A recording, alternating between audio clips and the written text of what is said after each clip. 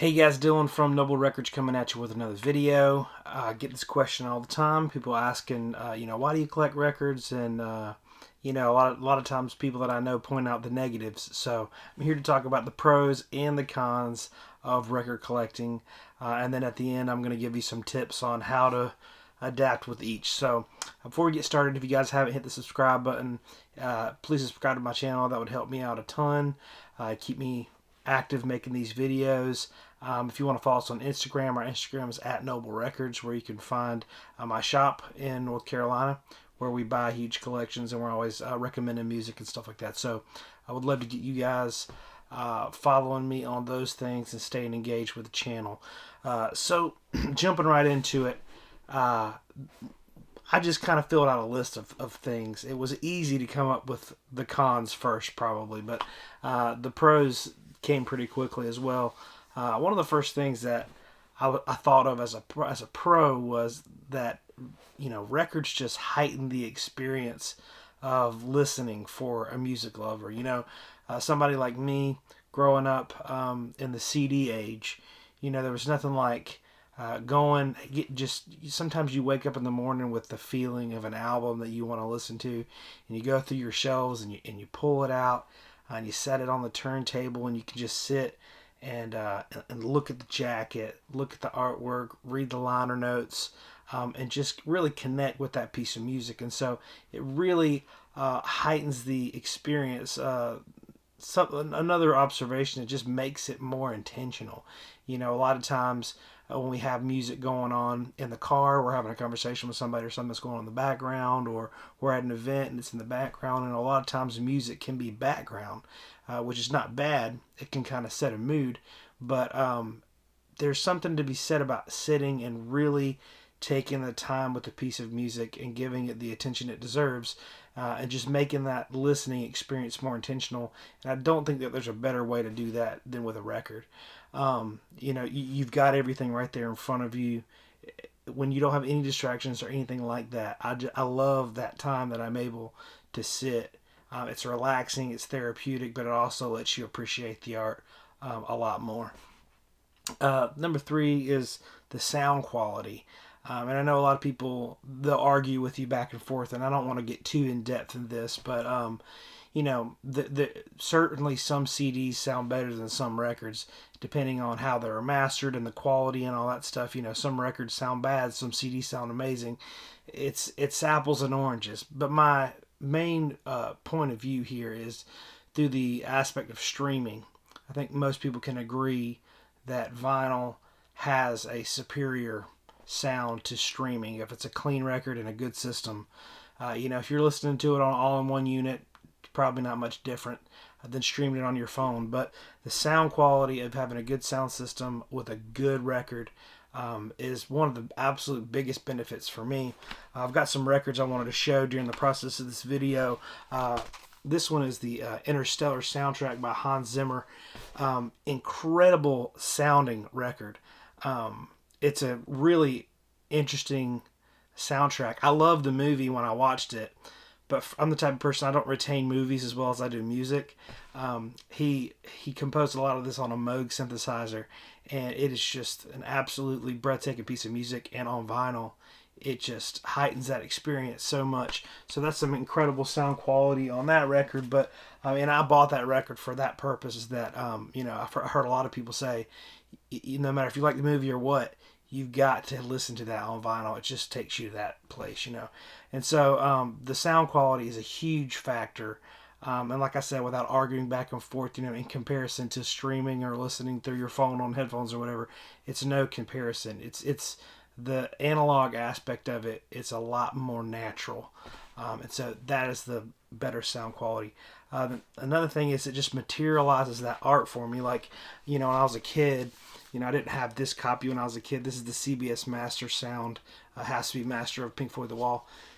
But this is the only copy I have right now, actually. But I would open up the sleeve, and I would, before I ever saw the movie, I remember getting this album and looking at the artwork on the inside, and just, it made the album come to life for me. And I'll never forget the times I would hold Pink Floyd The Wall and listen to it a million freaking times. But I would just read it and just imagine what was going on. And my imagination did not come close to what it was really about. But it, like all the cartoon characters, just really brought it to life. And so it materializes that piece of art for you. Another big one for me, I mean, I gotta admit, it's the thrill of the hunt.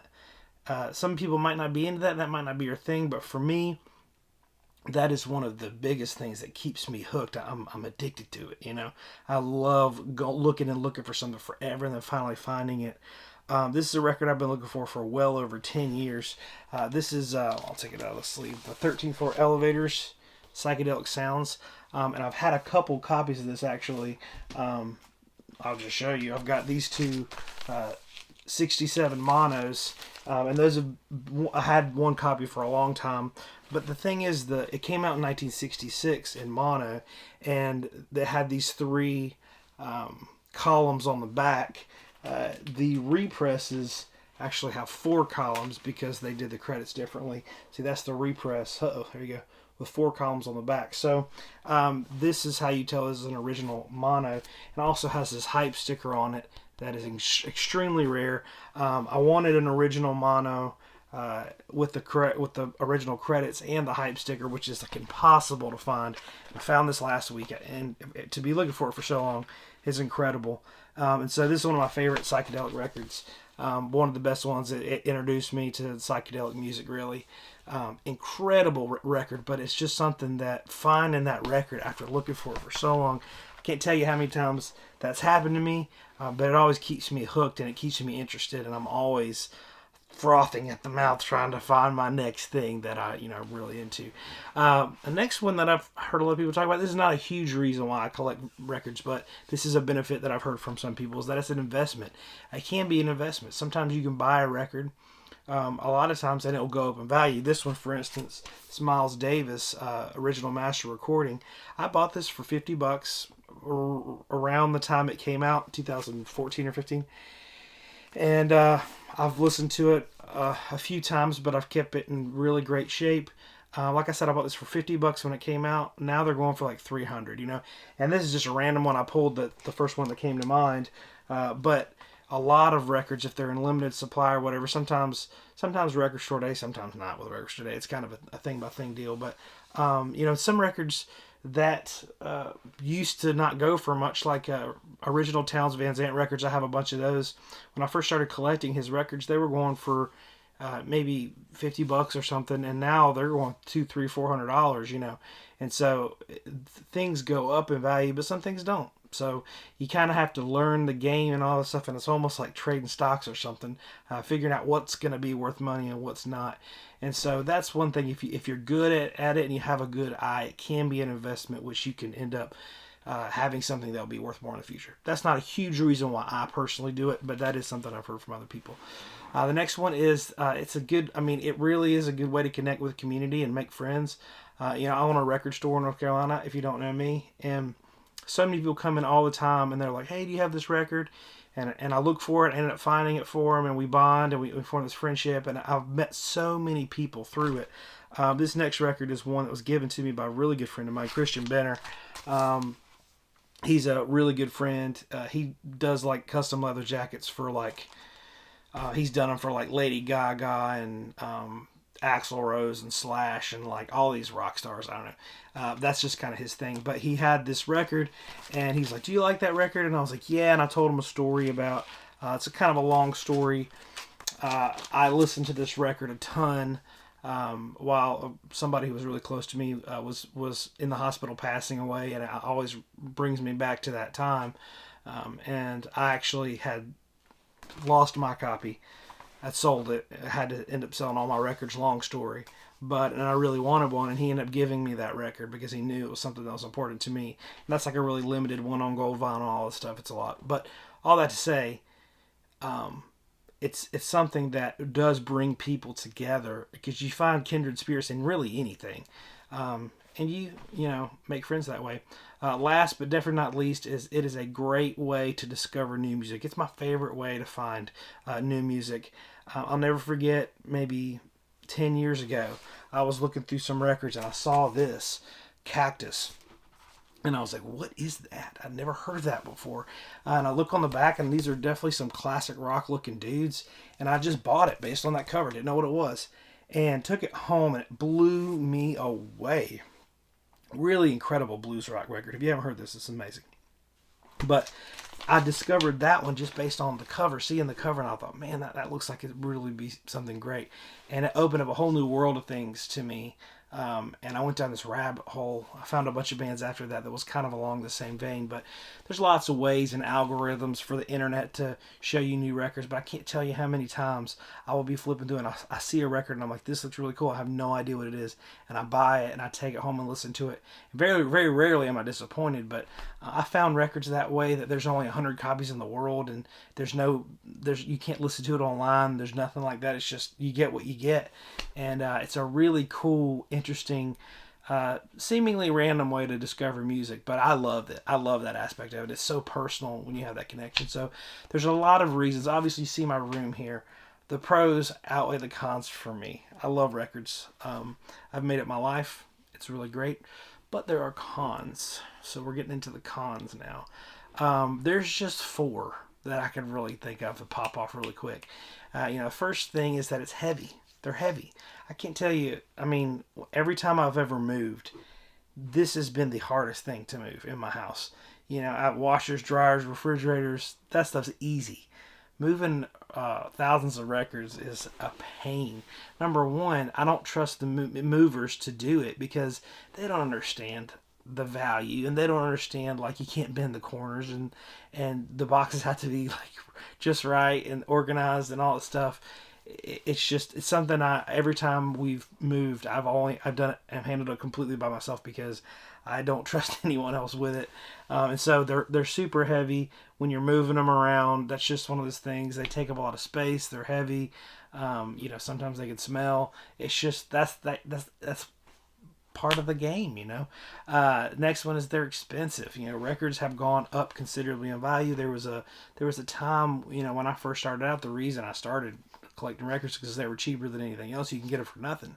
But now they've gone up in value, and everybody seems to think that their records are worth a lot of money. So sometimes they can be expensive. They can go up in value, or there'll be a record that you really want, and you'll look it up and maybe find one for $3, and maybe find one and realize it's really limited and it's $200. So there's an expense to it. And when you're like me or anyone else that collects records, you can blow your budget really, really quickly if you're not careful. So that brings me to my third point, is that it's addictive. With anything else, I guess it's like you get one and then you got to get 3 more, and then you got to complete that set. You got to get this one and you got to get that one. So you really be careful, because the addiction is a real problem sometimes. For me, I know I joke about it, but I seriously have sat down and been like, what am I doing? Like, I really have so many records and I don't listen to them all. And so, like, there's moments of clarity of that for me, and I'll just sell a bunch of them off and then I'll get back into it. I've tried to quit records like 4 or 5 times because of that, and they have a hold on me. I can't quit them. So the last and not least is it can be isolating. So, like, sometimes if you live in a situation to where you don't have a lot of record collectors that live around you, you don't have a local shop, you don't know a lot of people, especially for me, like when I was a kid, I was the only person I knew that collected records. And so when I would try to have conversations with people about it, no one cared. There's no one collected records with me. No one, like, had a couple friends that would go to flea markets and stuff with me, but they might like a record, but they didn't like it like I did. They didn't understand like I did. And, like my wife, she's amazing. She's been super supportive in me starting a record store and all that stuff. But I start talking to her about some records. She don't really care. I mean, she loves me to death, and she cares about what I care about and all that stuff, but it doesn't grab her like it does me. So it can be isolating. And so sometimes people, they kind of isolate into their own world, and they build this world for themselves, and it's lonely, and then no one gets it. And so there's a documentary I would love to recommend. It's called Alan Zweig's Vinyl. And I will actually put a link for it in the description of this video so you guys can check it out. It's an amazing, it's on YouTube, it's free.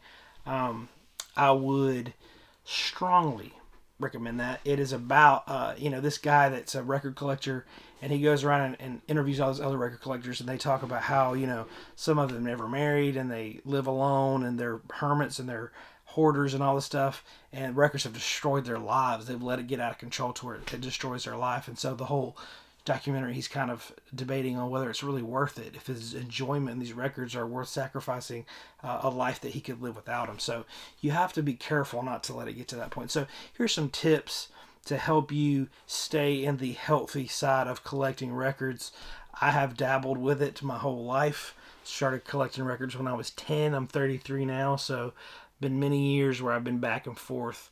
And so number one thing I would recommend is to create community around you. So like if you have, even if it's tough for you to make friends, one, like I said before, fast way to make fast friends is your connection with records. And that goes with anything, not just records. Like if you're into horseback riding or knitting or whatever, you find like-minded people, and that's how you make friends. And so with records, that's how you can trade and swap with people. That's how you stay grounded, and you get another voice in your head. You know what I mean? So it's really good to have friends to keep you balanced in record collecting. And now the internet, now these kids with the interwebs, the internet and social networking and all this stuff, you can make friends on Instagram, on Facebook, on YouTube, to where you can connect with people and you not have to be in the same town they're in. I have so many friends that are across the world I've never met before, but we talk about records all the time, so that's huge. Next is the same as have a platform to share. So maybe you've never done social media, anything. Start an Instagram account. There's so many record collectors on Instagram that love looking at your records and talking about your records and swapping and stuff like that. Like Instagram for me has been huge, because when I started using Instagram when it first came out, I was like, man, there's a lot of other people that are into records. I've never met anybody that's really into records like I am.